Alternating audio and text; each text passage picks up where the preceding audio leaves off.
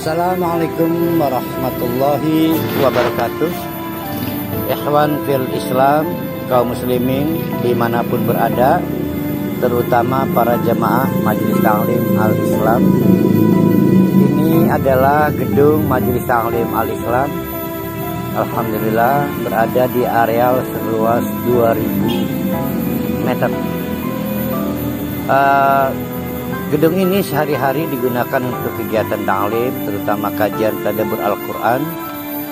Kita berharap pada tanggal 1 Ramadan nanti gedung ini sudah memiliki atap.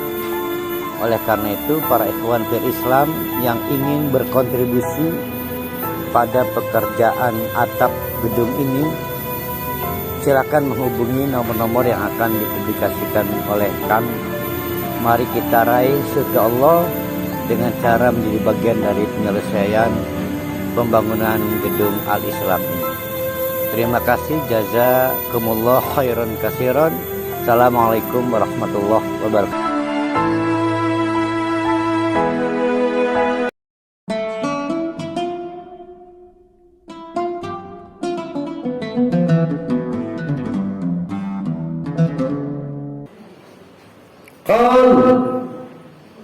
Maka segala hal yang dinasihatkan Nabi Hud kepada kaum Ad itu direspon, ya Hud, wahai Nabi Hud. Ingat, ini wahai Nabi Hud ya, bukan Yahudi, bukan.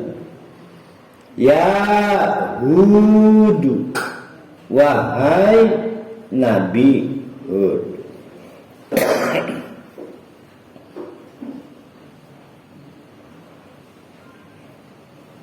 Majitana bibayinatin, sing mau tak rumah ke ngecoprak bae Nabi Hudiki. Apa yang bisa memaksa kami percaya omongan, sedangkan engkau tidak datang bibayinatin, dengan bukti nyata.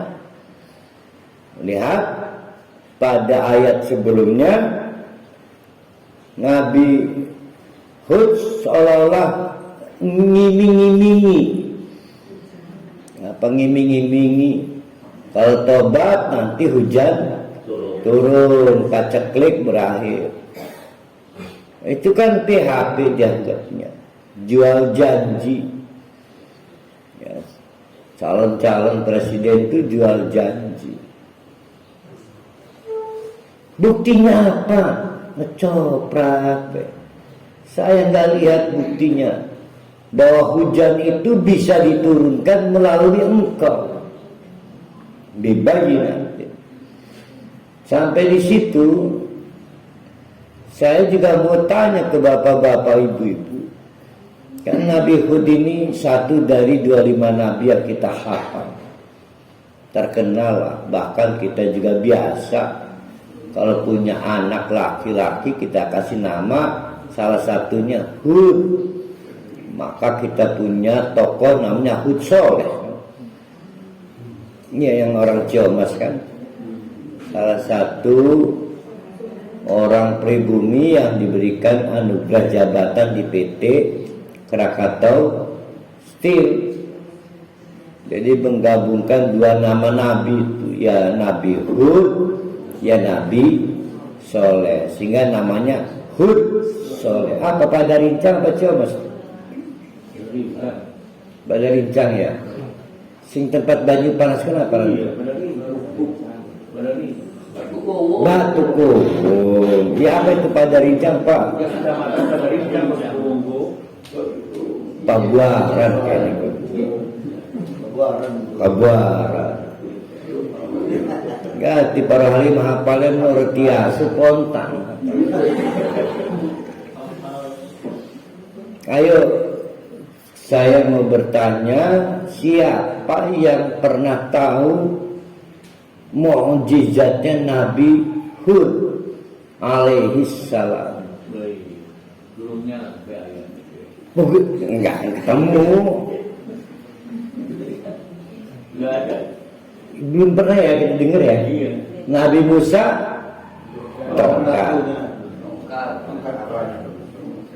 Tapi kita harus yakin setiap nabi pakai komplit sama dari Allah itu. Ada mukjizat. Termasuk Nabi Muhammad lah. Karena nabi itu istimewa. Makanya kita mah nggak istimewa karena bukan nabi gitu.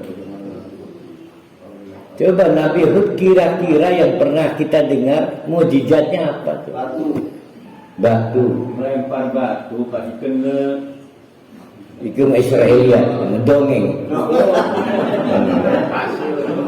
Pasir kalau ngajarin Pasir. Israelia juga dongeng. Dongeng.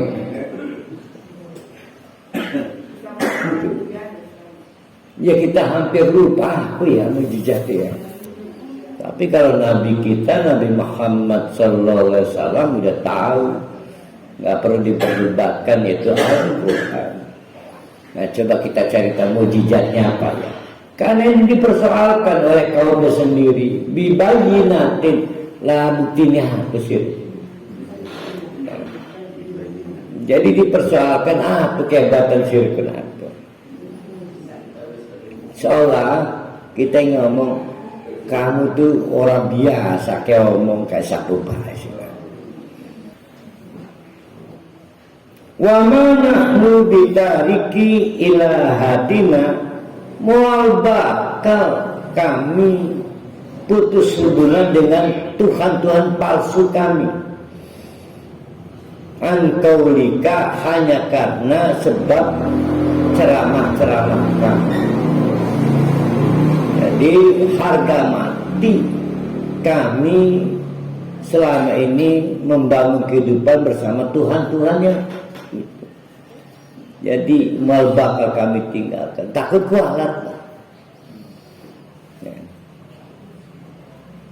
Wa ma nahnu laka bimu'minin. Oleh karena itu kami nih rakyat Ad, penduduk Ad menyatakan ma nahnu laka bimu'minin, menolak percaya kepada Nabi Hud, menolak percaya. Alhamdulillah beriotan. Alhamdulillah beriotan.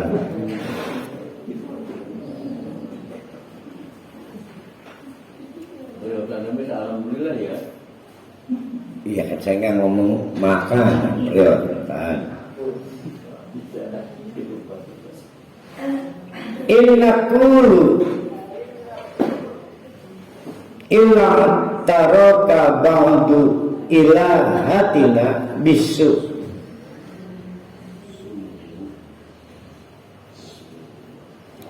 Bahkan mereka berpendapat Nabi Hud itu kualat kepada Tuhan-Tuhan kami, sehingga timbul penyakit yang diakibatkan kiriman Tuhan-Tuhan kami. Penyakitnya apa? Ngamplong.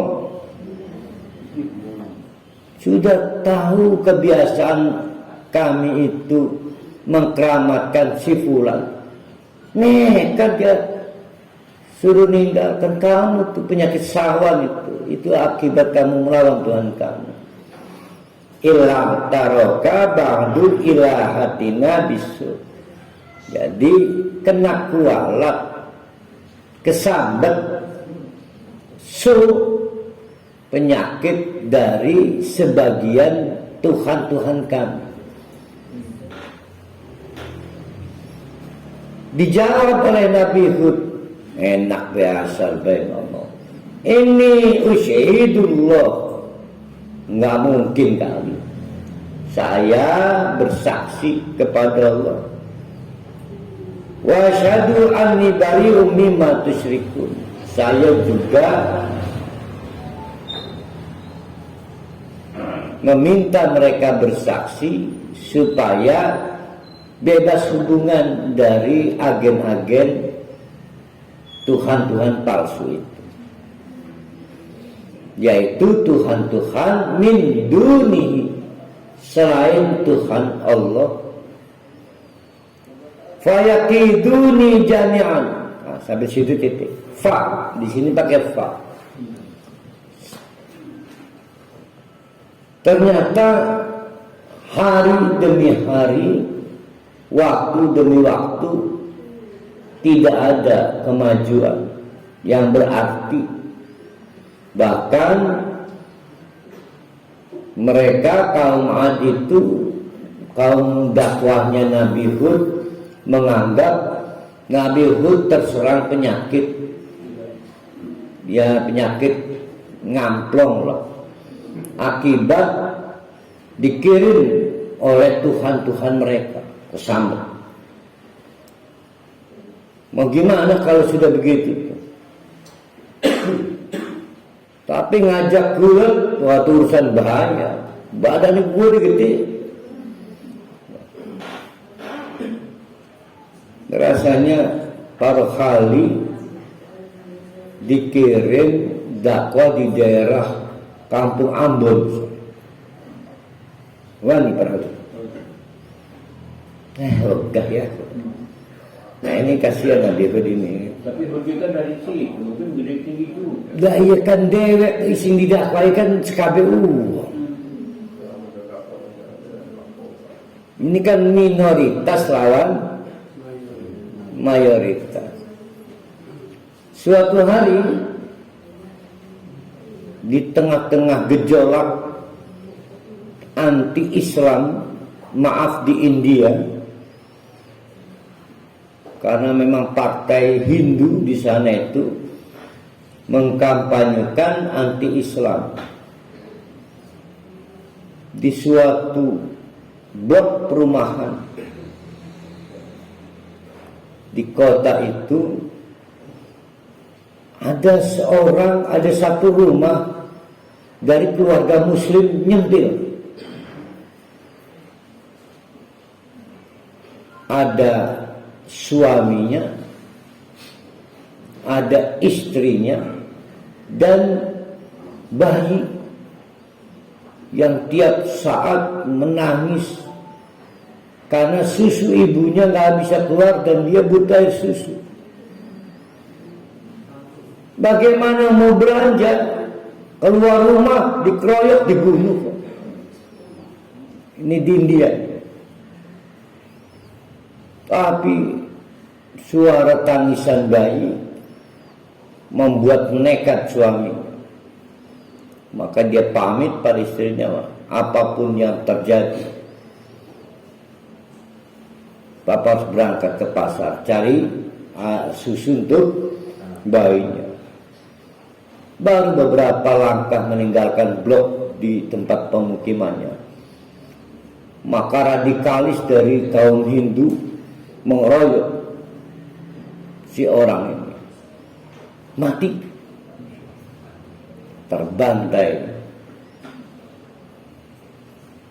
Perdana Menteri mengumumkan bahwa si suami malang dari keluarga Muslim itu meninggal karena kemiskinannya.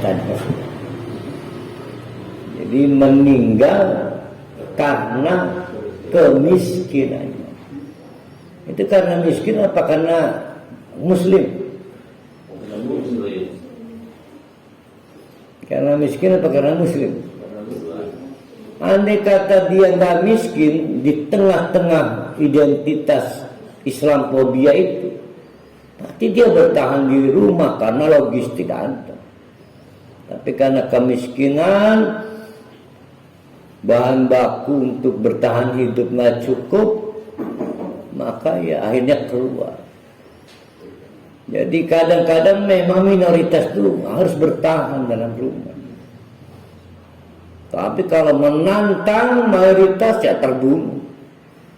Adi Armando akhirnya dikeroyok juga. Yang salah apakah mayoritas? Bukan. Adi Armando di tempat yang salah. Nah, Nabi Hud juga hampir bisa dikategorikan di tempat yang keliru, menantang mayoritas. Tapi beda Adi Armando, beda Nabi Hud. Adi Armando bisa memutuskan wanure ya. Nekat dia. Nabi Hud mah nggak punya pilihan, orang disuruh Allah. Kata Allah, Hud, omong begini. Kalau perhali pasti berenolak. Jangankan Nabi Hud, Eliezer aja nggak berani nolak perintah satu. Itu kan ada relasi kuasa.